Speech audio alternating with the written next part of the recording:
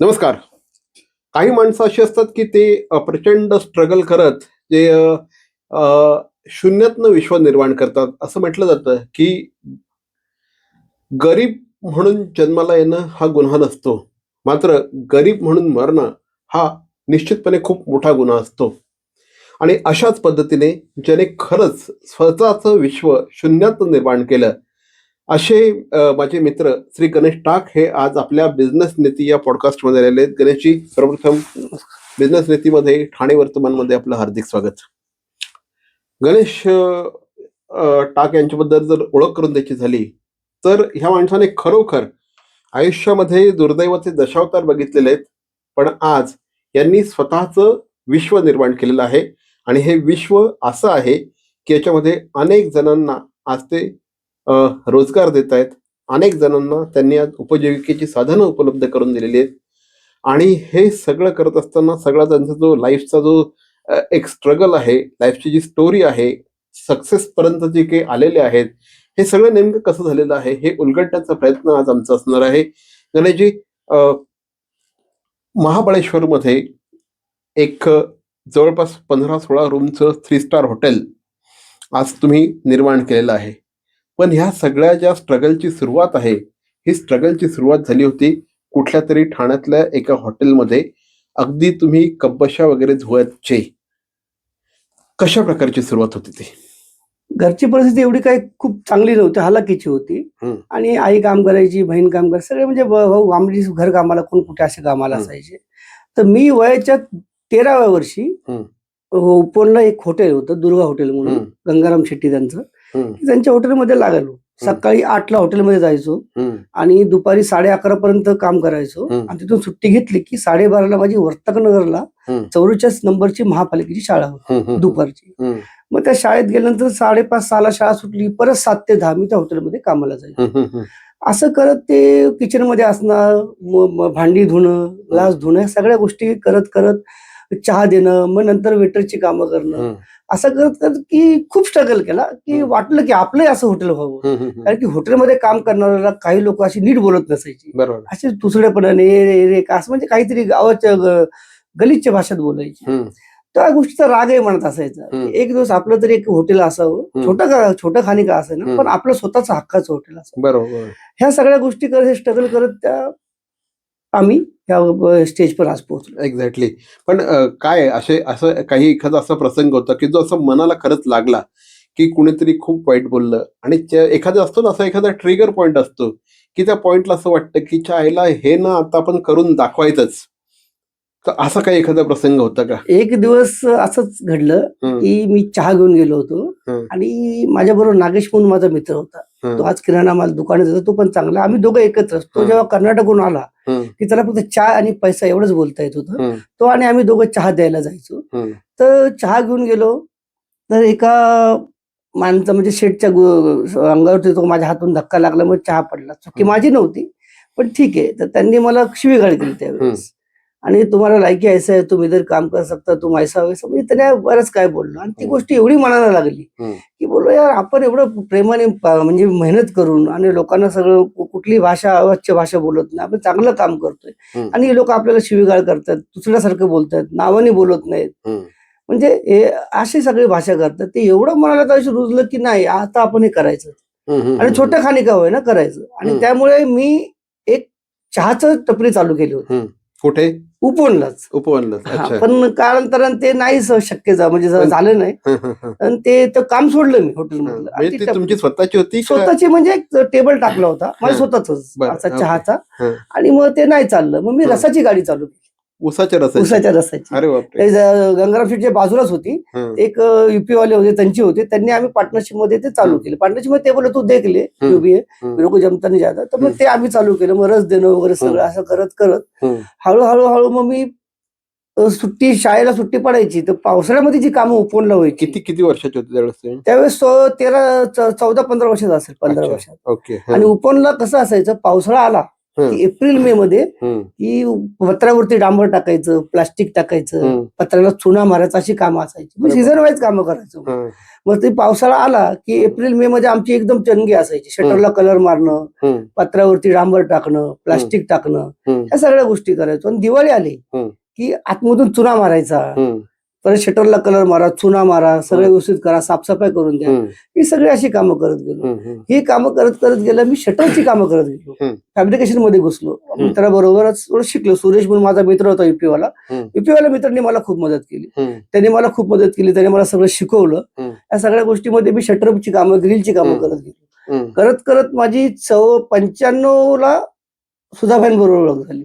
सुधाकर चव्हाण ज्येष्ठनगर, त्यांच्यावर ओळख झाली. ते गणपतीला आले. मी गणपती उत्सव करायचो. मी वयाच्या 16व्या वर्षी गणपती मंडळाचा अध्यक्ष होतो. हो का? अरे बापरे, नेतृत्व गुण तेव्हापासून. हो. कारण कसं माहितीये का, त्या देवाचा प्रभाव एवढा माझ्यावरती होता. उपवनचं जे भक्त कल्याण गणपती आहे त्याचा मी आज विश्वस्त आहे. त्या मंडळाचा आम्ही वयाच्या 11-12 वर्षापासून तळ्यातलं पाणी आणून ते पत्र्याचं मंदिर होतं, रेमंड कंपनीने बनवलेलं. ते साफसफाई करायचं, धुवायचं, स्वच्छ करायचो आम्ही. खूप सेवा केली. तो प्रभाव पडून मग गणपती उत्सव आमच्या मिसाळवाडीमध्ये व्हायचा उपवनला. तिथं मग आम्ही तो उत्सव चालू केला. मग आमचे ज्येष्ठ होते नारायण मिसाळ, महेश भालवर, मुकुंद वंजारी, तार्या पवार, ह्या सगळ्या लोकांनी, भामरे मामा, ह्या सगळ्या लोकांनी मला सांगितलं, बघ तू आता कर. आम्ही थकलो. माझं वय, मला काय जमणार नाही ना, आम्ही तुझ्या मागे आहे, तू कर. ह्या सगळ्यांनी आम्हाला सपोर्ट केला. आमचे मधुकर पाटील आहेत, ह्या सगळ्या लोकांनी, घरत मामा आहेत, ह्या सगळ्यांनी मला सपोर्ट केलं की बघ तू कर. मग आम्ही ह्या सगळ्या गोष्टी, सगळ्या पोरांना मी एकत्र केलं. आमचे सुहास पाटील असतील, परत आमचे मित्र, म्हणजे जे काय आता मंडळामध्ये आहे, मित्रमंडळ सगळं, आता नाव घेणं शक्य नाही, खूप मोठं मंडळ. त्यामुळे त्यांच्या बरोबर हा गणपती उत्सव मी चालू केला. 95ला सुधाबाई तिथे आले होते गणपती मंडळात. गणपती त्यांनी बघितलं की रात्री ते दोघच पोरं, शंकर पोहा माझा मित्र वारला होता, हे सगळी पोरं, हे दोघच पोरं सगळे झोपले. तर रात्री माझी वाट बघत 12 वाजता सुधाबाई तिथे आले. त्यांनी दर्शन घेतलं. मग त्यांनी बघितलं, तू एक काम कर, उद्यापासून ऑफिसला यायचं. त्यांच्या ऑफिसला गेलो. मग त्यांनी मला छोटी मोठी प्लंबिंगची कामं दिली. त्यांनी प्लंबिंगची कामं देता देता मला जितेंद्र मेहता भेटले. त्यांनी मला अर्धा इंच वगैरे अशी ही सगळी कामं दिली. तर मी ती कामं करत गेलो. जितेंद्र मेहताने बघितल्या पोरामध्ये काय का आपण मेहनती पोरगा आहे. त्यांनी मला सांगितलं की तू लायझनिंग वाचा. लायझनिंग हा विषय माझ्या डोक्याच्या बाहेरचा होता. ते ड्रॉइंग वाचणं, प्लॅन बघणं, सगळ्या गोष्टी, आर्किटेक्टच्या गोष्टी, म्हणजे सगळ्या गोष्टी शक्य. म्हणजे माझं शिक्षण एवढं नव्हतं. माझं नेमकं 10वी शिक्षण झालं होतं. मी नंतर 12वी यशवंतराव मुक्त विद्यापीठामधून केली, तो नंतरचा भाग. पण मग जितेंद्र मेहता मला भेटले. जितेंद्र मेहतांनी मला ह्या गोष्टीमध्ये आणलं, ह्या प्रभावामध्ये आणलं की तू एक कर सकता, तू कर, मैं तेरे पीछे हूं. मग त्यांनी मला ह्या सगळ्या, मनीष खंडेलवाल हे सगळे भेटले. ह्यांनी मला ह्या गोष्टी सगळ्या दाखवल्या. ह्यांनी कामं दिली, कामं शिकवत गेले. आपले वीर धवल घाग साहेब, यांनी जो विश्वास टाकला, ह्या विश्वासाच्या जोरावरती आज मी लायझनिंगच्या दुनियामध्ये, मी तर सांगू शकतो मी पाचशे आहे. खूप मेहनत करून जितूभाईंनी जे शिकवलं, जे मनीष खंडेलवाल आहेत, वीर धवल घाग आहेत, आणि बरेच असे आमचे बिल्डर मित्र आहेत, विकासक आहेत, महापालिकेचे अधिकारी आहेत. आमचे सगळ्यात मोठा आशीर्वाद असेल तर आम्हाला माझ्या गीते साहेबांचा, मंगेश गीते, नंतर गिरीश मेहेंदळे, हिरलेकर साहेब, कोल्हे साहेब, या सगळ्यांचा आशीर्वाद माझ्या पाठीशी होता. यांचं मार्गदर्शन माझ्या पाठीशी होतं. आणि त्या जोरावरती मी आज हा सगळा जम बसू शकलो. हे सगळं माझं लक्ष साध्य करू शकतो. क्या बात आहे. तुम्ही बघितलं का, म्हणजे काय काय काय रेंजचा त्यांनी सगळा त्यांचा जो प्रवास आहे हा दाखवला, की एक माणूस जो हॉटेलमध्ये काम करतोय, कब्बशा विसळतोय, त्यांनी चहाची गाडी टाकली, त्यांनी उसाच्या रसाची गाडी टाकली, तो पावसाळ्यामध्ये वरती डांबर टाकायचा, लोकांच्या घरावर आतमध्ये चुना मारायचा, हळूहळू पाण्याचे कनेक्शन्सची कामं करायला लागला. तिथून एक एक एक एक एक एक माणूस भेटत गेला. आज महानगरपालिकेमध्ये जे लायझनिंग नावाचा एक विषय असतो, की जर का तुम्ही तुमची इमारत बांधत असाल तर त्याच्यामध्ये साधारणपणे किती परमिशन लागतात? जवळजवळ 8-9 एनओसीज लागतात. 8 ते 9 एनओसीज लागतात. त्या सगळ्या एनओसीज ठाण्यातल्या सगळ्या आघाडीच्या विकासकांना आणून देण्याचं काम, त्यासाठी जे काही जद्दोजहद करावं लागतं, हे सगळं हा माणूस करत असतो. आणि त्यातून आज यांनी हा सगळा व्यवसाय उभा केलेला आहे. बघितलं का, एक प्रचंड मोठी ही रेंज आहे, हा प्रचंड मोठा स्ट्रगल आहे. हा सगळा स्ट्रगल त्यांनी मांडला साधारणपणे 5 मिनिटामध्ये मांडला. आणि हा सगळा जो स्ट्रगल आहे हा माझ्या मते 35 वर्षाचा आहे. 35 वर्षाचा आहे. जवळजवळ मी वयाच्या 13व्या वर्षापासून काम करतोय. आज माझं 49 रनिंग आहे. 14 वर्षापासून 13 वर्षच कामाला लागलो या सगळ्या गोष्टीला. कारण ती परिस्थिती नव्हती. फटाकडेसाठी मी एवढा तरसलो होतो की फटाकडे एक लवंगीचं पॅकेट आणून ते सोडून आम्ही ते 3-4 दिवस वाजवायचो. पण दर दिवाळीला मी असं ठरवलं की मी नाही वाजवणार, पण माझ्या एरियातले जे गोरगरीब मुलं आहेत त्यांना सगळ्यांना दरवर्षी मी फटाकडे घेऊन त्यांच्यासोबत वाजवणं. मग मी दरवर्षी दिवाळीत माझ्या ऑफिसच्या इथं असतो, पूजा होते लक्ष्मी मिसाळवाडीमध्ये उपवनमध्ये. सगळ्या लोकांना सगळ्या मुलांना एकत्र घेतो आणि एवढे प्रचंड फटाकडे आणतो. आपणच जातो. तुम्हीच असता आमच्यासोबत, तुमच्यामुळे शक्य होतं ते सांगणं राहिलं. नाही, खरी गोष्ट हे. तुम्ही कोपरीला आपण जातो तिकडनं, तुम्ही बोलता एवढं काय सगळं कशासाठी. बोललो मी तर कधी मी तरसलो होतो, पण मी वाजवत नाही कधीच. मी माझे जे मुलं आहेत ज्यांना मिळत, जे मला नव्हतं मिळत, की ते आजूबाजूची मुलं आहेत, आजूबाजूच्या परिसरातली मुलं आहेत, त्यांना सगळ्या गोष्टी भेटाव्यात, त्यांच्याबरोबर मी दिवाळी साजरी करतो. मी कुठलीही दिवाळी कुठे मोठ्या हॉटेलमध्ये किंवा कुठे जात नाही किंवा काही करत नाही. दिवाळी मी माझ्या एरियातल्या मुलांबरोबर साजरी करतो. काय बात आहे. म्हणजे माझ्या मध्ये तर लक्ष्मीपूजनाच्या दिवशी लोक वाट बघत असतात. हो है ना. कारण त्या दिवशी अक्षरशः म्हणजे लोकांना त्याची खूप अशी जाहिरातबाजी वगैरे करत असतात की सार्वजनिक दिवाळी, गरिबांबरोबर दिवाळी वगैरे वगैरे. हा माणूस त्याची काहीही जाहिरात करत नाही. आणि लक्ष्मीपूजनाच्या दिवशी त्यांच्या ऑफिसच्या बाहेर तो जो आजूबाजूचा परिसर आहे हा थोडासा निम्न मध्यमवर्गीय परिसर आहे, पण तिथले सगळे पोरं अतिशय आनंदाने त्या दिवशी खऱ्या अर्थाने तिथे त्यांची दिवाळी असते. Am I right? येस, बरोबर. एक्झॅक्टली. ह्या सगळ्या जो प्रवासाचा जो तुमचा एक हे आहे की या सगळ्याचा जो सगळ्यात मोठा टप्पा आला तो आला तुमचं महाबळेश्वरचं हॉटेल. काय नाव आहे हॉटेलचं? सिरीन यू. आता त्याला जम्बो सिरीन म्हणून नाव दिलेलं आहे. आता आपण कोणाला तरी ते दिलेलं आहे चालवायला दिले. जम्बो हॉलिडेज म्हणून मोठी फर्म आहे, बरोबर, त्यांना आपण ते चालवायला दिले. बरोबर. आता जम्बो सिरीन आपण त्याचं नाव आहे. मी बघितलेलं आहे, म्हणजे असे तो त्या हॉटेलचे सगळे टप्पे मी बघितलेले आहेत. हे माझा खूप अत्यंत जवळचा मित्र आहे. इनफॅक्ट दररोज आम्ही एकत्र असतो. पण कसं असतं ना की आपल्या अवतीभोवतीची जी माणसं असतात ना ही बऱ्याचदा आपल्याकडनं त्यांची सक्सेस स्टोरी सुटत असते, पण हीच माणसं ना जगाला इन्स्पायर करू शकतात. म्हणून आज गणेश टाक आमच्याबरोबर बिझनेस शेतीमध्ये आहेत. मी बघितलेलं आहे तुमचा तो सगळा स्ट्रगल बघितलेला आहे, तुमच्या डोळ्यातलं स्वप्न बघितलेलं आहे, तुम्ही त्यासाठी खाल्लेल्या खस्ता बघितलेल्या आहेत. आज लोकांना ते एवढं 3-4 मजली हॉटेल दिसतंय, पण त्या हॉटेलच्या मागची गणेश टाक यांची मेहनत, त्यांनी बघितलेली स्वप्न, त्यासाठी केलेलं स्ट्रगल, त्यासाठी तुम्ही जे काही जो काही तिथे तुम्ही जीव लावला होता, अक्षरशः रक्त आटवलं होतं, ते तो सगळा प्रवास खूप भारी आहे. तो जरा सांगा ना. एकंदरीत माझे नातेवाईक होते दत्त भोसले म्हणून, त्यांच्याबरोबर पाचगणीला मी गेलो. मी नेहमी जातो. मला पाचगणी आणि वाई हे एवढं प्रचंड आवडतं. माझा खूप प्रभाव, मला कोकण आणि पाचगणी हे प्रचंड आवडतं. माझं खूप प्रेम आहे कोकणावरती आणि पाचगणी. इनफॅक्ट मला फिरायलाच खूप आवडतं. हो, फिरायला खूप आवडतं. तुमच्यामुळे जास्त फिरतो. आणि मी ते गेलो त्यांच्या असे सदिच्छा भेट द्यायला गेलो त्यांच्याकडे. तर त्यांनी मला सांगितलं अशाच्या जागा आहेत, अशा इथं लोक रिसॉर्ट हॉटेल वगैरे बांधतात. तर ती एक छोटीशी जागा बघितली, 10-12 गुंठ्याची जागा होती. तर मला आवडली जागा, तेवढं घेऊया म्हटलं. ते काय साधारणतः ते पैशाचा विषय आला तिथे. तर मी ती जागा घेतली 2013ला जागा घेतली. नंतर बोललो आपण हळूहळू काम चालू करू, पण काय पैशाचं शक्य नव्हतं होत लगेच काम चालू करायला. मग ते 2-3 वर्ष मी तसंच ठेवलं. आणि मग 2018ला मी काम चालू केलं. 17-18ला काम चालू केलं, पण लगेच कोरोना लागला. त्या कोरोना काळात बंद झालं.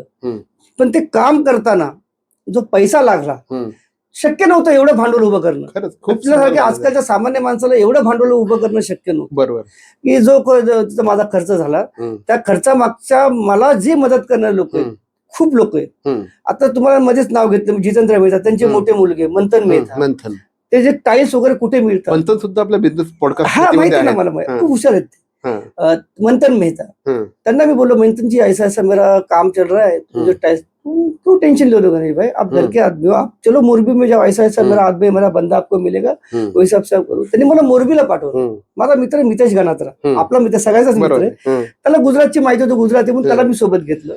माझे इंटेरियर डिझायनर होते स्वप्नील माने, त्यांना सोबत घेतलं आणि आम्ही गाडी घेऊन मोरबीला गेलो. मोरबीहून सगळ्या टाईल्स वगैरे घेतल्या. पेमेंटचा विषय त्यांनी कुठंच माझ्याशी काढला तिकडच्या लोकांनी.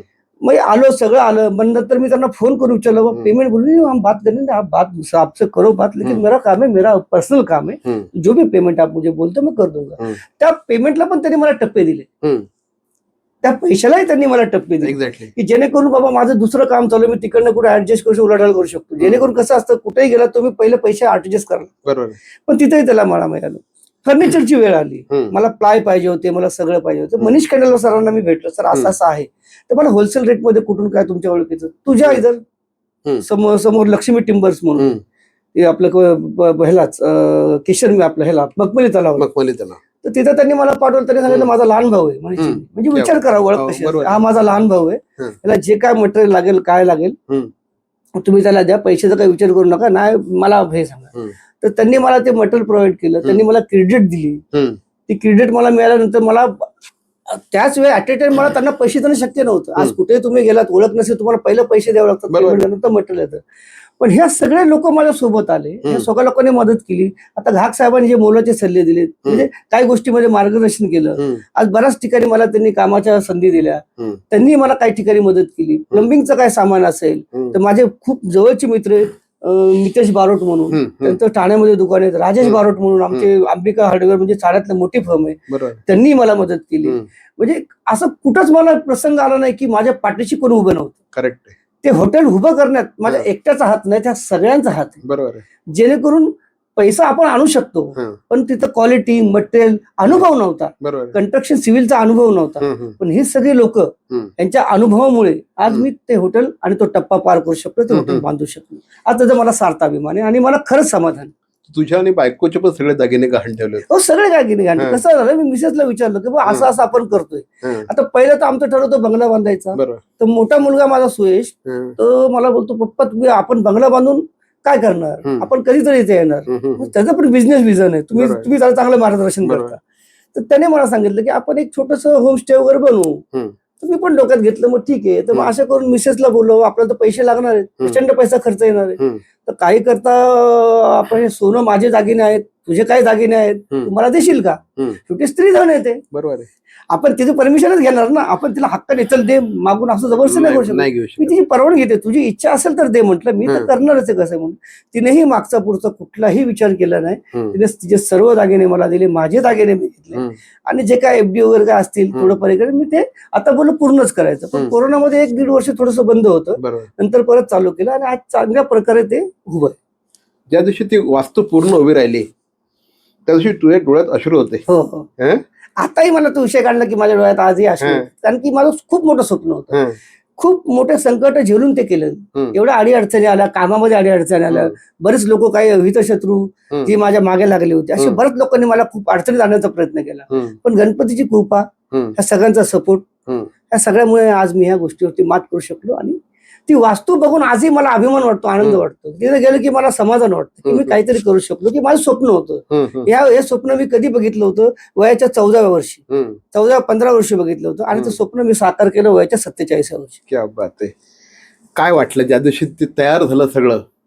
इथे जवळपास 3-4 मजली इमारत आहे. ती किती रूम आहेत तिथे? तिथे जवळ 17 रूम आहे. टोटल 17 रूम आहेत आणि अप्रतिम एकदम.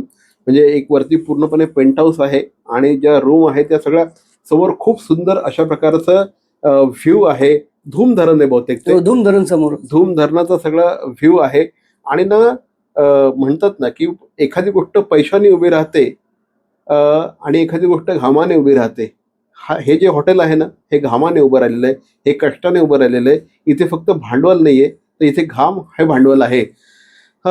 कसं कसं कसं वाटलं होतं ज्यावेळेस हे सगळं तयार झालं? त्यावेळेस सगळं तयार झालं, तुम्ही सगळे मित्रमंडळी तिथे आलात, मला शुभेच्छा दिल्या, तुम्ही मला सांगितलं अप्रतिम, सगळे मला बोलले एवढं शक्यच नाही, खूप छान केलंय.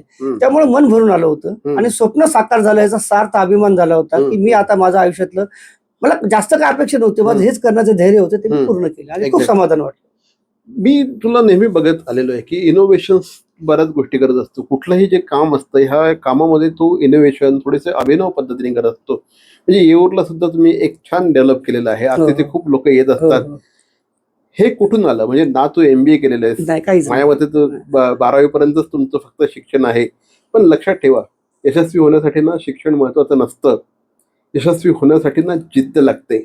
यशस्वी होण्यासाठी प्रचंड आत्मविश्वास लागतो आणि सगळ्यात महत्वाचं म्हणजे कन्सिस्टन्सी लागते आणि लोकांशी चांगल्या प्रकारचे रिलेशनशिप चांगली असावी लागते. काय हे सगळं कशा पद्धतीने जुळवून आणलंस? मला सगळ्यात तरुणांना एकच सांगणं आहे की तुम्ही 4 जाड माणसाबरोबर राहिलात तर 5वे जाड तुम्ही आहात. क्या बात आहे. 5 श्रीमंताबरोबर राहिले की 5वे श्रीमंत तुम्ही आहात. 5 गरीबाबरोबर राहिले की 5वा गरीब तुम्ही आहात. माझं एकच म्हणणं की रोज एक सक्सेस माणसाला हात मिळवत जा. क्या बात आहे. वा. प्रत्येक तुमच्या आयुष्यात असं एक तो विजन ठेवा की रोज एका सक्सेस माणसाला मी रोज हात मिळवेल आणि त्याचा मी आशीर्वाद घेईल, किंवा तो आपल्यापेक्षा मोठा असेल तर आशीर्वाद घेईल, किंवा लहान असेल तर शुभेच्छा घेईल, पण कमीपणा करू नका तो आपल्याशी लहान आहे किंवा कसं आहे. तर मी ज्या लोकांमध्ये बसायचं उठायचं, आता महापालिकेचे अधिकारी आहेत किंवा कुठले आमचे दुसरे अधिकारी आहेत किंवा बिल्डर्स आहेत, काही विकासक आहेत, काही बिझनेसमॅन आहेत, मी रोज सकाळी जितूबाईंच्या ऑफिसमध्ये जायचो, जितूबाईंना हात मिळवायचो, मनीषबाईंना भेटायचो. म्हणजे हा माणूसच असा आहे की ज्याला माझ्यासाठी गॉडफादर आहेत, परीस आहेत. त्यांच्यामुळे आज ह्या गोष्टीमुळे मी सगळं काही शिकू शकतो आणि मला माणसामध्ये कसं यायचं, कसं वागायचं, कसं वावरायचं त्यांच्यामुळे मी शिकलो. त्यामुळे कसं काही गोष्टीमध्ये अहमपणा किंवा घमंड करून नाही चालत. तर आपण ज्यांनी आपल्याला सक्सेस केलं, ज्यांनी आपल्या पाठीशी उभे, त्यांचं नाव घेणं हे आपल्याला गरजेचं. बरोबर. त्यामुळे मी यांच्याबरोबर राहणं, यांच्याबरोबर उठणं बसणं, लोक भेटायची, बिझनेसमॅन आज तुमच्याकडे लोक येतात, तुमचं बिझनेसचं विजन कसं आहे, तुम्ही मला चांगलं मार्गदर्शन करता.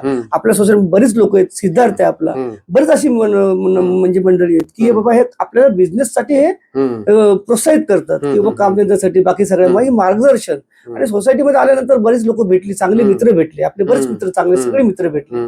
अशा लोकांमध्ये राहून उठून बसून आज ह्या स्टेजला आपण पोहोचलेलो. एक बघितलेलं आहे की सगळ्यांच्या तुम्ही पोटात शिरून राहता. म्हणजे मग आता तुम्ही जेवढी नावं घेतली, अगदी सुधाकर चव्हाणांपासून आता सरनाईक साहेबांबरोबर पण तुम्ही खूप चांगल्या पद्धतीने जवळ आहात. जितूबाई झाले, मनीष खंडेलवाल झाले, गीते साहेब झाले, ह्या सगळ्यांशी खूप चांगल्या प्रकारचे संबंध तुम्ही ठेवता. ही जी क्वालिटी आहे, ही क्वालिटी कशी काय डेव्हलप झाली? याच्यासाठी याचं गमक काय आहे? याचं गमक एकच आहे की माझे गुरु होते, गुरुजी मुकणे गुरुजी म्हणून ठिकाणी होते. ते मला सांगायचे, गणेश तू आज एवढी मेहनत करतो. ते माझ्या मेहनत स्ट्रगलचं बघायचे ते की तू एवढी सगळी मेहनत करतोयस, पण तोंडाला आवर, जीभ चांगली ठेव, तोंड गोड ठेव, डोक्यावरती. मी तेव्हा तापड होतो खूप त्यावेळेस, मला लगेच राग यायचा, चिडायचा. आजही तुम्ही बोलता मला, पण तू शांत डोक्याने काम करत जा, लोकांच्या पोटात घुसून काम कर. मुकणे गुरुजींचं ते मार्गदर्शन, बाकी आमचे बडे गुरुजी होते महापालिकेच्या शाळेत, मला खूप जास्त सपोर्ट केला असेल तर आमच्या डेल्फिना मॅडम होत्या म्युन्सिपालिटीला, बरोबर, आणि संख्या सर होते. ह्या लोकांनी एवढं मार्गदर्शन केलं की ते माझी परिस्थिती बघून ते मला सहकार, त्यांचा डबा मला द्यायचे, त्यांचा टिफिन मला द्यायचे.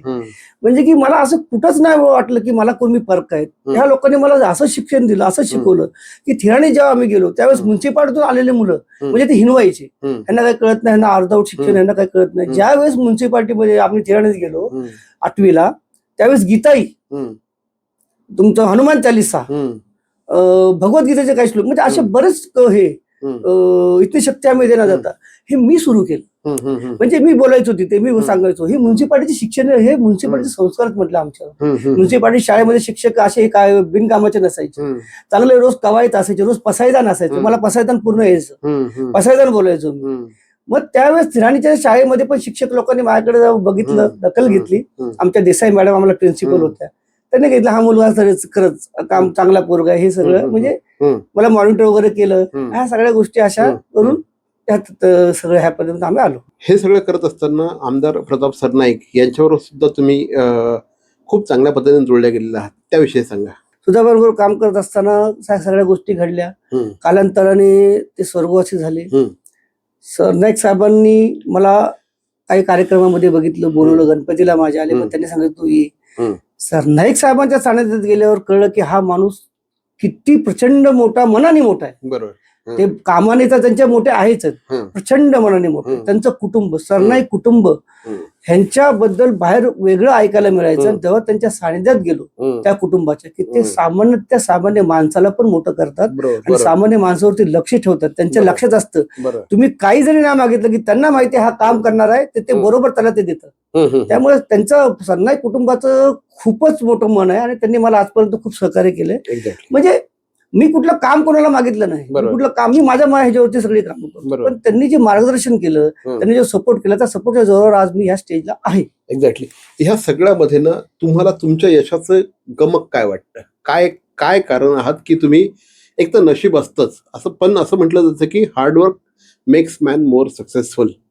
तुमच्या यशाचं त्रिसूत्री काय वाटते? कुठल्या 3 कारणांमुळे तुम्ही यशस्वी झालं तर तुम्हाला वाटतं? मेहनत, शिकाटी आणि प्रामाणिकपणा. कोणाला फसवायचं नाही, पैसा हा आलाच पाहिजे. माझं एक मत आहे की चारही बाजूने पैसा येऊ द्या, पण चांगल्या मार्गाने येऊ द्या, चांगल्या कर्माने येऊ द्या. कोणाला फसून किंवा कोणाला लुबाडून पैसा येणं, त्या पैशाला यश नसतं, ते यश क्षणभंगूर असतं. आज जर तुम्ही मेहनतीने, चिकाटीने आणि परिश्रम करून तुम्ही लोकांच्या जवळ जाऊन लोकांना मदत करून पैसा कमवा, या सगळ्या गोष्टी कमवल्या तर तुम्ही आज चांगलं जीवन जगू शकता आणि चांगल्या प्रकारे राहू शकता. हे मला गणेश ठाकसाहेबांचं स्वप्न काय पुढचं? पुढचं स्वप्न बिझनेस वाढवायचं आहे आणि जेवढं होईल तेवढे अजून चांगलं मोठं हॉटेल करायचं एक माझं मानस आहे. माझे प्रयत्न चालू आहेत आणि होईल ते. मला वाटतं तर थोडा वेळ जाईल पण होऊ शकतं. तरुणांना काय मार्गदर्शन कराल? कारण खरंच म्हणजे जर का तुम्ही बघायला गेलात तर एक मुलगा जर का 14व्या वर्षी 13व्या वर्षी जो लिटरली कब्बशा विसळायचा, अनेकांच्या अवहेलना सहन करायचा, तो जर का एक छान प्रचंड मोठा बिझनेस उभा करू शकतो. हा हॉटेल हा त्यांचा एक बिझनेस आहे, बाकी अदरवाईज पण त्यांचे आणखी व्यवसाय आहेत. एक माणूस जर का एवढा मोठी मजल मारू शकतो तर निश्चितपणे तुम्ही देखील करू शकता. हे तुम्ही काय सांगाल? सर्वात प्रथम तर मेहनत खूप महत्वाची आहे. तुम्ही समोरच्याशी नीट बोलणं, डोक्यावर बर्फ, तोंडात साखर ठेवून चालणं. तरुणांना माझं एकच सांगत, प्रचंड मेहनत करा, संधी सोडू नका, आळस झटका, आजचं काम उद्यावर टाकू नका. जर आजचं काम उद्यावर टाकलं तर ते परवावर जातं, ते काम कधीच होत नाही. आज जे ठरवलं ते आजच करा. बरं तुम्हाला आज सक्सेस नाही मिळणार, 2 दिवसांनी मिळेल, 3 दिवसांनी मिळेल, पण सक्सेस हा तुम्हाला मिळणारच. हिरमुसले होऊ नका. आज नाही झालं म्हणजे कसं करू, आता पुढचं काय करू, हे करू. मेहनत करा आणि काम टाळू नका, यश तुम्हाला नक्कीच मिळेल. तुमच्या मुलांना काय सांगाल तुम्ही? मुलांना व्यवसायात आणणार आहात की? डिपेंड. माझा मोठा मुलगा व्यवसायातच आहे, पण त्याचा व्यवसाय माझा व्यवसाय वेगळा आहे. ओके. तो काय ठाण्यात काम करत नाही, तो बाहेर काम करतो, पण ऑफिस सांभाळतो. मग तो त्याची बाहेर कामं करतो. सगळी छोटी मोठी सिव्हिलची वगैरे काय कामं असतील तो बाहेर करतो, म्हणजे ठाण्याच्या बाहेर चालू त्याची कामं. आणि मग तो आता MBA झालेलाच आहे मोठा मुलगा. त्याने मार्केटिंग मधून MBA वगैरे केले, ठाणा कॉलेजमध्ये होता. छोटा मुलगा पण ठाणा कॉलेजलाच आहे, तो पण BMS करतोय, तो 3rd इयरला आता आणि त्याचं शिक्षण चालू आहे. तो पण बोलतो मला पण बिझनेस मच करायचा आहे. मी मुलांवरती कधी जबरदस्ती केली नाही की तुम्ही हेच करा किंवा तेच करा. तर मी सुरुवातीला सांगितलं की तू सिव्हिल इंजिनिअरिंग कर, तू ह्याच्यामध्ये जा, पण तो मला नाही जमणार, पण नाही होत. मग मी त्याला त्यावेळेस जबरदस्ती नाही केली. आणि बरेच तुम्ही लोक पण मला बोलले होते की माझे मित्र आहेत, सिद्धार्थ पण मला बोलला, तुम्ही बोलले की जबरदस्ती करू नको मुलांवरती, त्यांना जे करायचं त्यांना करू. माझी मिसेस पण बोलली, पण त्या हिशोबाने मी बोललो ठीक आहे, तुझ्या हिशोबाने तू कर. मग त्यानंतर त्याला मी कधी अडवलं, पण त्याने त्याच्या आयुष्यात त्याने सक्सेस करून दाखवलं. त्याने आज शिक्षणही केलं, त्याने आज बिझनेसला सांभाळतो, तो म्हणजे हॉटेल हॉस्पिटॅलिटीमध्ये पण आहे. सगळ्या गोष्टी तो त्याच्या परीने व्यवस्थित करतो. क्या बात आहे. तर ऐकलं असेल तुम्ही. आणि जिद्द, मेहनत, चिकाटी या 3 गोष्टींच्या जोरावर एक माणूस कशा प्रकारचा ग्राफ तयार करू शकतो हे आपण बघितलेलं आहात. जर हा माणूस करू शकतो तर तुम्ही सुद्धा करू शकता. निश्चितपणे गणेशजी आमच्याशी बोललात त्याबद्दल धन्यवाद. आणि तुमच्या सगळ्या पुढच्या व्हेंचर्ससाठी आमच्या हार्दिक शुभेच्छा. धन्यवाद.